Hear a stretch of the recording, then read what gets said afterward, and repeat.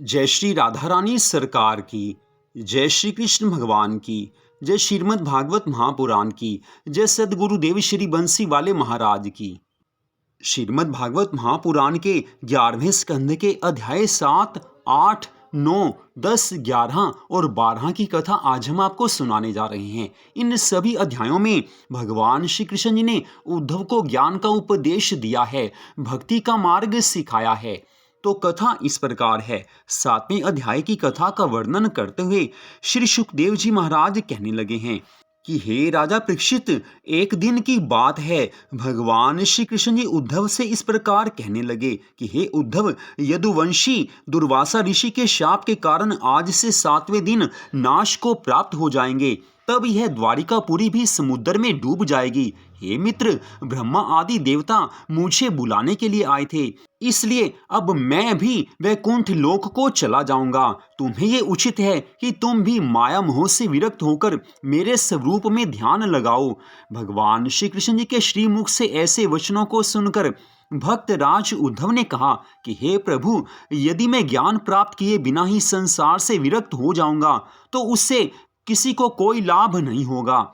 इसलिए आप कृपा करके ज्ञान का उपदेश कीजिए, जिससे मुझे आपके चरणों की भक्ति प्राप्त हो सके।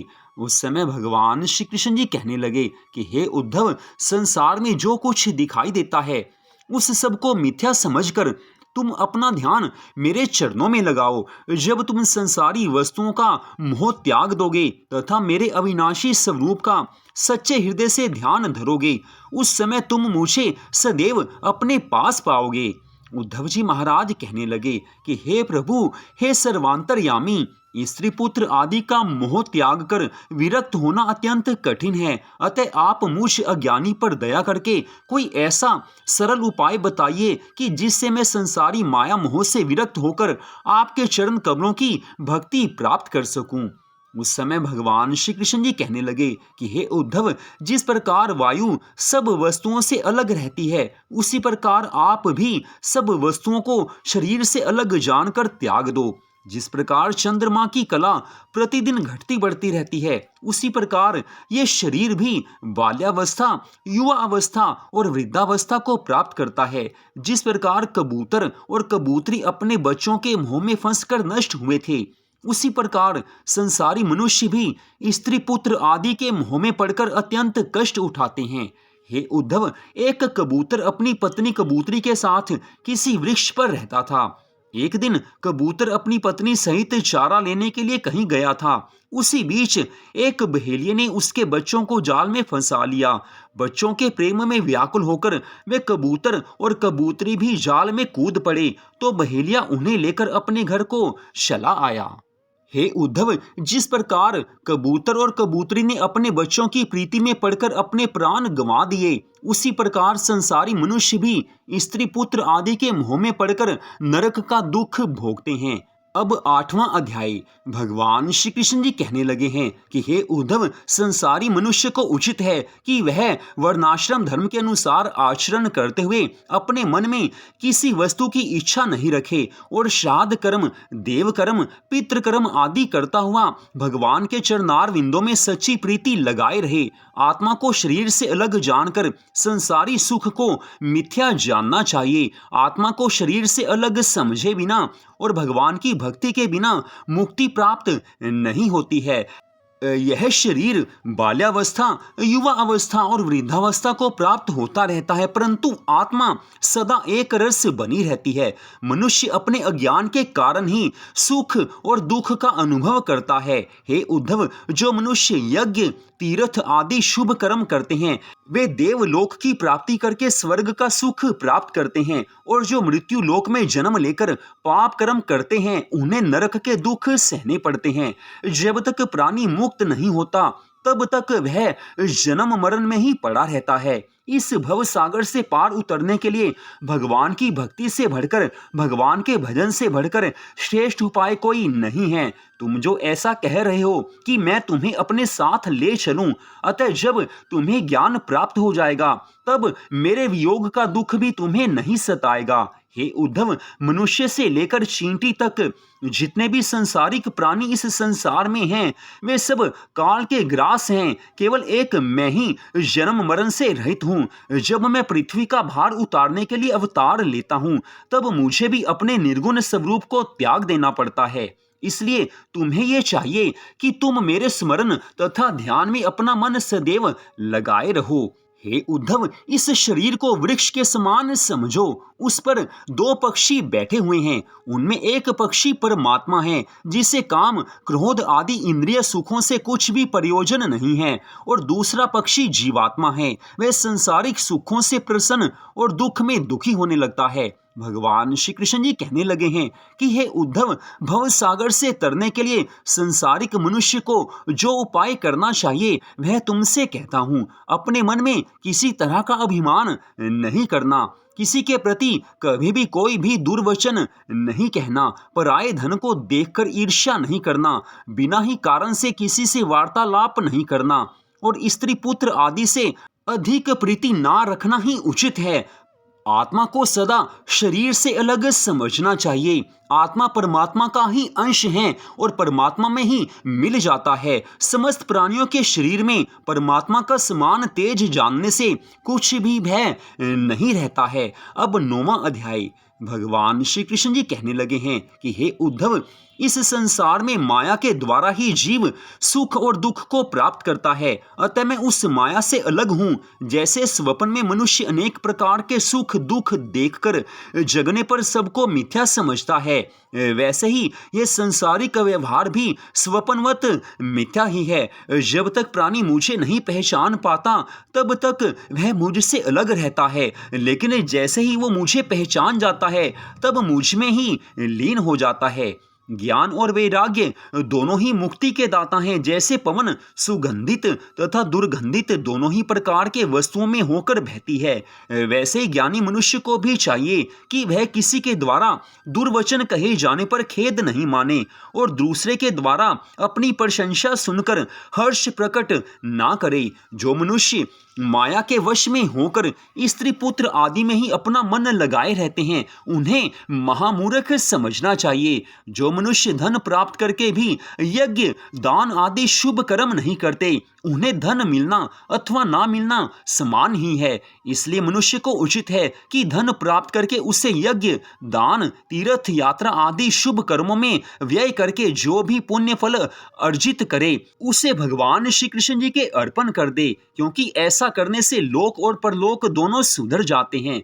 भगवान आगे कहने लगे हैं कि हे उद्धव, जो गृहस्थी मनुष्य संसारिक कार्य करते हुए भी अपना मन मेरे ही चरणों में लगाए रहते हैं और मुझे ही अपना इष्ट देव मानते हैं, उन्हें भी मैं मुक्ति प्रदान करता हूँ। जो किसी का भी अनिष्ट नहीं चाहते, जो संसारिक तृष्णाओं पर नियंत्रण रखते हैं, जो मेरे परम भक्त हैं और जो अपने गुरु महाराज के बताए हुए मार्ग पर चलते हैं, जो मेरी भक्ति के अलावा किसी अन्य वस्तु की इच्छा नहीं करते, जो किसी के द्वारा दुर्वचन कहे जाने पर भी खेद अथवा क्रोध प्रकट नहीं करते, जो अपनी शक्ति के अनुसार परोपकार करते हैं और मेरी कथाओं को सुनकर, मेरे लीला चरित्रों को सुनकर सदा मेरे में मन लगाकर रखते हैं, मेरे में मग्न रहते हैं, उन्हें मैं मुक्ति प्रदान करता हूँ। जो ब्राह्मण आदि चारों वर्ण और परिवार वालों को खिलाने के उपरांत स्वयं भोजन करता है, जो अपनी सामर्थ्य भर दान और दक्षिणा देता है तथा जो गौ की सेवा करता है, वह मुक्ति पद को प्राप्त होता है। जो जल पृथ्वी आकाश आदि सब स्थानों में मेरे चतुर्भुजी स्वरूप को देखता है, जो प्रतिदिन देवताओं के नाम पर हवन और पितरों के नाम पर तर्पण करता है, जो दरिद्रों तथा ब्राह्मणों के रहने के लिए स्थान बनवाता है तथा उनकी कन्याओं का विवाह करने के लिए धन देता है, जो साधु महात्माओं की सेवा करता है तथा उनकी खाने पीने की सुधि लेता रहता है, जो शुभ कार्य करने का अभिमान अपने हृदय में नहीं रखता और दूसरों के सामने अपनी प्रशंसा नहीं करता, वह मनुष्य मुक्ति पद को प्राप्त करता है। हे उद्धव, ऐसे प्राणी से मैं अत्यंत प्रसन्न रहता हूँ। अब 10वां अध्याय भगवान श्री कृष्ण जी कहने लगे हैं कि हे उद्धव, मैं सत्संग से जितना प्रसन्न होता हूँ उतना वेद पढ़ने, योगाभ्यास और व्रत आदि से भी नहीं होता। सत्संग करने से मनुष्य को मेरे चरणों में भक्ति उत्पन्न होती है और जीव मुझे पहचान कर भवसागर से पार उतर जाता है। राजा बलि, बानासुर, सुग्रीव, हनुमान, जटायु, कुब्जा और ब्रजवासी गोपी ग्वाल आदि मेरी भक्ति करने से मुक्त हो गए। शबरी और निषाद आदि नीच वर्ण वालों को भी मेरी भक्ति ने मुक्त कर दिया। गोपियों ने ना तो वेद पढ़ा था और ना ही तीर्थ करने को गई थी, परंतु उन्होंने पति भाव रखकर मुझसे ऐसी प्रीति की कि मेरे वियोग में उन्हें एक क्षण एक कल्प के समान बीतता था। उन सब ने मेरी भक्ति और प्रीति के प्रताप से लक्ष्मी स्वरूप बनकर वैकुंठ लोक प्राप्त किया। जिस प्रकार अनजाने में भी अमृत पी लेने वाला प्राणी भी अमर हो जाता है, उसी प्रकार जानकर अथवा अनजाने में मेरी भक्ति तथा मुझसे प्रीति करने वाला मनुष्य संसार में सुख प्राप्त करके जीवन के अंत समय में वैकुंठ लोक को प्राप्त करता है और उसे जन्म मरण से सदा के लिए मुक्ति मिल जाती है। इसलिए मनुष्य को चाहिए कि वे गुरु की सेवा करें, मेरी भक्ति करें और भगवान की कथा सुने, सत्संग के द्वारा ज्ञान रूपी तलवार से माया रूपी संदेह को काट दें और सभी जीवों में मेरी भक्ति को एक सा समझें। अब 11वां अध्याय भगवान श्री कृष्ण जी कहने लगे हैं कि हे उद्धव, माया के गुण 3 प्रकार से हैं, सात्विक, राजस और तामस। जिस समय मनुष्य में सात्विक भाव की अधिकता होती है, उस समय मनुष्य का मन धर्म आदि शुभ कर्मों की ओर लग जाता है। जिन मनुष्यों के शरीर में राजसी गुण की अधिकता होती है, वे सुख की बहुत इच्छा रखते हैं, तथा जो मनुष्य तामसी स्वभाव के होते हैं, वे अपने हृदय में क्रोध अधिक रखकर अकर्मों में संलग्न रहते हैं। इसलिए ज्ञानी मनुष्य को चाहिए कि वह अपने हृदय को 8 प्रहर सात्विकी भाव में लगाए रहे और ऐसे कर्म करे जिससे वह एक क्षण को भी मेरा ध्यान नहीं भुला सके। हे उद्धव, मनुष्य की बुद्धि को नष्ट करने वाली 2 वस्तुएं मुख्य हैं। उनमें पहली तृष्णा है। जब मनुष्य को किसी वस्तु के पाने की इच्छा प्रकट होती है और उस समय अगर कोई उसमें अन्य बाधक बन जाता है, तब दूसरी वस्तु क्रोध की उत्पत्ति होती है। ये तृष्णा और क्रोध ही समस्त जीवों से अशुभ कर्म करवाते हैं। यही प्राणी को मुझसे विमुख रखकर, मुझसे अलग रखकर उसका परलोक नहीं बनने देते। संसार में मनुष्य 2 प्रकार के होते हैं, एक आत्मदर्शी और दूसरे मायाग्रस्त। आत्मदर्शी उन्हें कहना चाहिए जो हर समय मेरे ही ध्यान में लगे रहते हैं और सुख दुख को प्राप्त करके कुछ भी हर्ष विषाद नहीं करते, अतः वे मायाग्रस्त नहीं होते हैं। ज्ञानी मनुष्य को उचित है कि वह अपने वर्णाश्रम धर्म का आचरण करते हुए अपने कर्तव्य को कभी नहीं भूले। अपने धर्म का परित्याग कर देने से पाप लगता है। हे उद्धव, एक समय सनकादिक ऋषियों ने ब्रह्मा जी से प्रश्न किया, तब उन्होंने बतलाया था कि हे सनत कुमार जी, हम और तुम अलग नहीं हैं। शरीर से अलग होने पर भी मेरा और तुम्हारा पंचभूत आत्मा, जिसे प्राण कहा जाता है, एक ही है। अतः हे सनत कुमार जी, जिस प्रकार मनुष्य अपने हृदय में सुख भोगने का विचार करता है परंतु उसे इच्छित सुख की प्राप्ति नहीं होती, उसी प्रकार यह संसारी व्यवहार तथा शरीर भी मिथ्या है, परंतु श्री नारायण भगवान जी की माया के कारण सत्य जैसा लगता है। जिस प्रकार अंधेरे में पड़ी हुई रस्सी को देखकर सर्प का भ्रम होता है, उसी प्रकार इस नाशवान शरीर में जीवात्मा अलग अलग दिखाई देती है, परंतु सत्य तो यह है कि संपूर्ण 84 लाख योनियों में श्री नारायण भगवान का प्रकाश ही प्रकाशित है। यदि वह प्रकाश अलग हो जाए तो फिर शरीर किसी काम का नहीं रहता है। यज्ञ, जप, तपस्या आदि शुभ कर्मों का फल देने वाले श्री नारायण भगवान ही हैं। वे संपूर्ण जीवों को उनके कर्म के अनुसार फल देते हैं। भगवान श्री कृष्ण जी उद्धव जी से कहने लगे हैं कि हे उद्धव, मैंने पहले मत्स्य अवतार लेकर राजा सत्यव्रत को ज्ञान का उपदेश दिया था, जिससे सभी संसारी मनुष्य मेरे लीला चरित्रों को सुनकर संपूर्ण तृष्णाओं को त्याग कर मेरे चरणों में प्रीति लगावें। इस ज्ञान को सुनकर सनकादिक अपना अभिमान भूल गए और हृदय के संपूर्ण संदेह को त्याग कर हंस रूपी श्री नारायण भगवान को दंडवत प्रणाम करने लगे। अब 12वां अध्याय आज भगवान श्री कृष्ण जी के इन परम सुंदर ज्ञान भरे वचनों को सुनकर, भक्तिमय वचनों को सुनकर उद्धव जी महाराज भगवान श्री कृष्ण जी से कहने लगे हैं कि हे प्रभु, हे भगवान, हे सर्वांतरयामी, हे त्रिलोकी नाथ, अनेक ऋषि मुनियों ने वेद शास्त्रों में आपको प्राप्त करने के लिए यज्ञ, तप आदि के अनेक मार्ग बताए हैं। उनमें से जो मार्ग सबसे सरल हो वह मुझे बताने की कृपा कीजिए। उस समय भगवान श्री कृष्ण जी कहने लगे हैं कि हे उद्धव, जब कमल के फूल द्वारा ब्रह्मा की उत्पत्ति हुई तब उन्होंने मेरे श्वास अर्थात वेदों को मेरी इच्छा से भृगु ऋषि आदि अपने पुत्रों को पढ़ाया। सब ऋषियों ने उनका आचरण देवता, दैत्य, गंधर्व, विद्याधर, यक्ष, किन्नर आदि को सिखाया। फिर जिसमें जितना ज्ञान था उसके अनुसार उसे प्रचारित किया, परंतु वेद के वास्तविक अर्थ को कोई नहीं जान सका। कुछ तीर्थ व्रत को और कुछ लोग दान धर्म आदि को धर्म मानने लगे। इस संसार में जितनी भी वस्तुएं दिखाई देती हैं उनका एक ना एक दिन विनाश हो ही जाएगा, अतः ज्ञानी उनकी कामना नहीं करता। जो लोग भगवान के चरण कमलों की भक्ति के अतिरिक्त मुक्ति पदार्थ की कामना नहीं रखते तथा निष्काम भाव से मेरी भक्ति करते हैं, उन लोगों के लक्षण मैं तुम्हें सुनाता हूँ। हे उद्धव, ऐसे लोग आठों सिद्धियां प्राप्त होने पर भी उनकी ओर कभी नहीं देखते हैं। मैं उनको सातों द्वीपों और तीनों लोकों का राज्य और मुक्ति देना चाहता हूं, तो भी वे उसे स्वीकार नहीं करते हैं। मेरे भक्त जिस स्थान पर अपने चरण रखते हैं वहां की धूलि को उठाकर मैं अपने शरीर पर इसलिए मल लेता हूं जिससे मेरे शरीर में निवास करने वाले करोड़ों ब्रह्मांडों के जीव इसका स्पर्श पाकर पवित्र हो जाएं। हे उद्धव, मैं अपने उन भक्तों के समान लक्ष्मी तथा भगवान शिव को भी प्रिय नहीं समझता हूँ।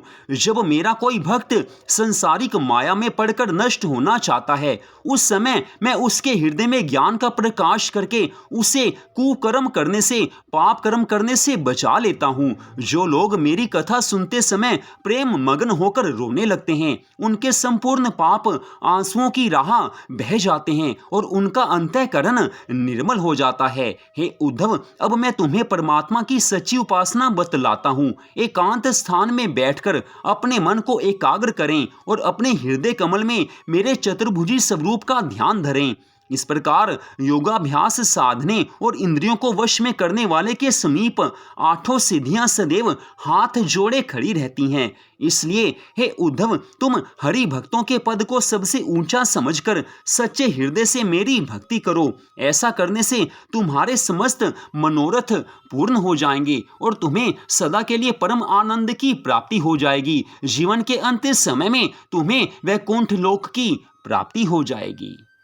तो यहीं पर आज की इस कथा का विश्राम होता है। भगवान श्री कृष्ण जी जब इस धराधाम से वापिस अपने गोलोक धाम को जाने वाले थे, उस समय त्रिलोकी नाथ भगवान श्री कृष्ण जी महाराज जी ने उद्धव जी को यह ज्ञान का उपदेश दिया था, भक्ति का उपदेश दिया था।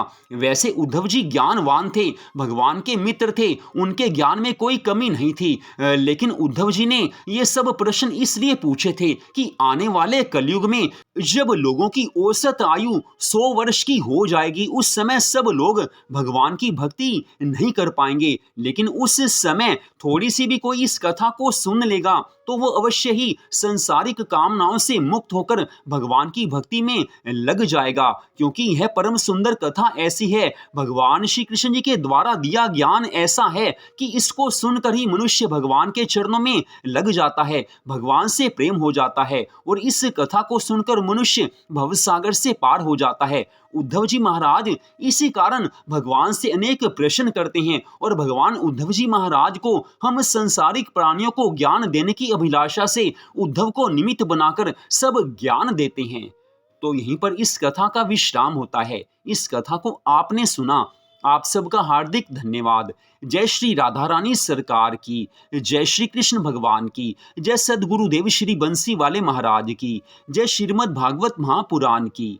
जय जय श्री राधे, जय जय श्री राधे, जय जय श्री राधे श्याम।